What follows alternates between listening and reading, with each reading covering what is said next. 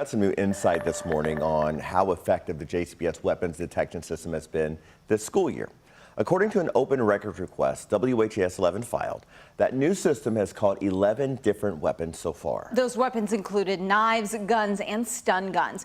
WHAS11's Alexandra Goldberg and photojournalist Levi Hammer spoke with some JCPS families affected by gun violence who say they're not surprised by the findings. That last lockdown, my daughter came home and said, I'm scared to go back to school. 2 years ago was the last year Krista Gwynn's daughter was in the classroom, now homeschooled. As a mother, what are you supposed to do? I'm her parent. I'm her safety net. I'm her guard.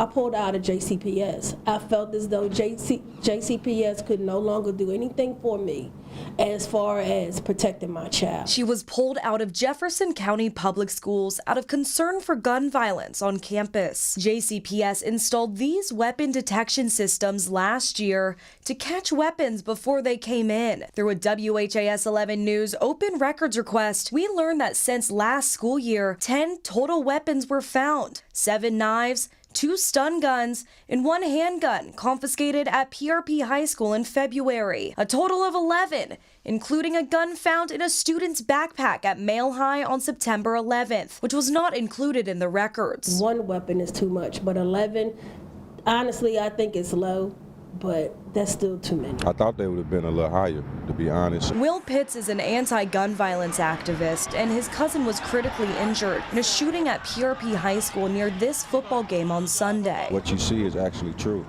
So people are actually dying. People are actually getting shot. You know, so you have to put these type of things into place. Alexandra Goldberg, WHAS 11, on your side. The school district says its goal is to install weapon detection systems at all high schools and middle schools.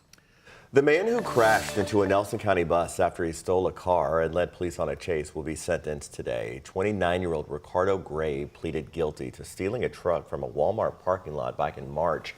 Police say he led them on a chase before crashing into a school bus near Cox's Creek School. No children were hurt in that crash. In addition to the 1 year behind bars, the Commonwealth's attorney says Gray's plea deal includes 5 years probation. We've been told many of the parents whose children were involved in that bus crash will attend Gray's sentencing and plan to voice their opinions about that plea deal. Gray is expected in court at 1. New Chapel EMS has filed a new lawsuit against Jamie Knoll and his estranged wife and daughter. This latest suit seeks to recover more than $4 million said to be spent illegally. It accuses Jamie, Misty, and Casey Knoll of using New Chapel funds and credit cards to pay for thousands of purchases. Some of those purchases included designer clothes, cigars, an airplane, and a Kentucky Derby party.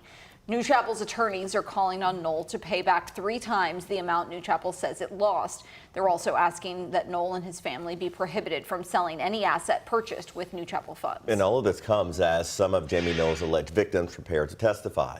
Knoll's expected back in court later this month. He's already accepted a plea deal and agreed to plead guilty to 27 felony charges. But Judge Larry Medlock will have the final word on Knoll's sentence. He's asked to hear from Knoll's alleged victims, before he makes a ruling. WHAS 11 spoke with the special prosecutor in this case, who said those victim statements will be gut-wrenching. Many of them expressed a lot of pleasure sounds bad, but satisfaction that he is going to go to a prison system.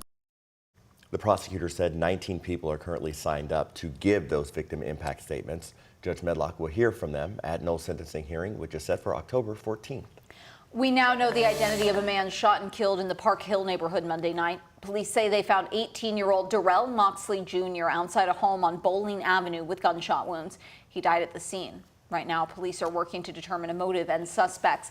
Anyone with information is asked to call the anonymous tip line at 574 LMPD. 6 minutes after the hour now, Mayor Craig Greenberg's comments this week about enforcing a law banning masks in public have worried some about health and safety. It's also causing some fears that it might lead to profiling. LMPD Chief Paul Humphrey says officers will only approach someone wearing a mask in public on a case-by-case basis. He says officers can only approach people when it looks like a crime is being committed. He believes better preparing officers could help avoid profiling.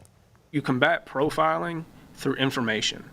So the better information and the better training that we give officers so that they have a solid understanding of what they're looking for, that gives them an indication that crime is afoot, which is what the law requires, the less likely we are to run into situations of profiling. When asked if there was evidence that shows enforcing a mask ban helps lower violent crime, the chief said there is evidence that police interaction works to prevent violent crime. The mayor plans to get input from the Metro Council and the community about the ordinance over the next week.